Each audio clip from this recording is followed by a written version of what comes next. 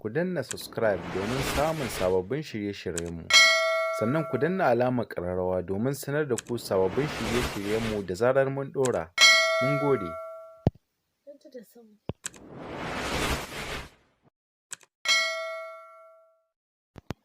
Barkanmu da warhaka.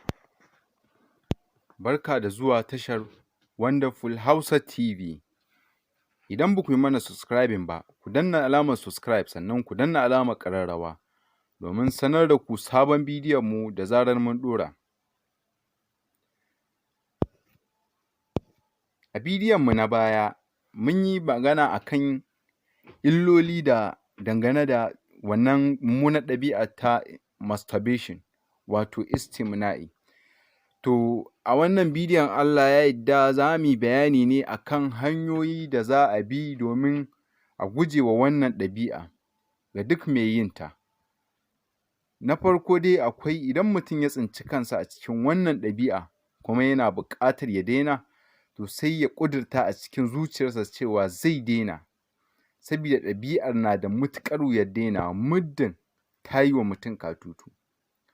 Na biyu, mutum ya yi ƙoƙarin ya yi aure idan da hali.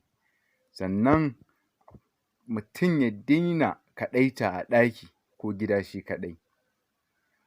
Mutum ya dinga shiga mutane a kowane lokaci, ya daina kaɗaita shi kaɗai, sabida kaɗaita tana sa wasu mutane wannan ɗabi'a. Sannan na uku, a guji shan ƙwayar da za ta tada sha'awa ta jima'i.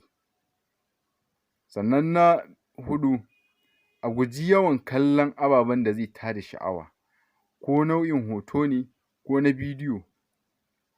Sannan a guji yawan yin zantuttuka na batsa. Sannan a yawaita jin karatu ko wa'azi a kowane lokaci.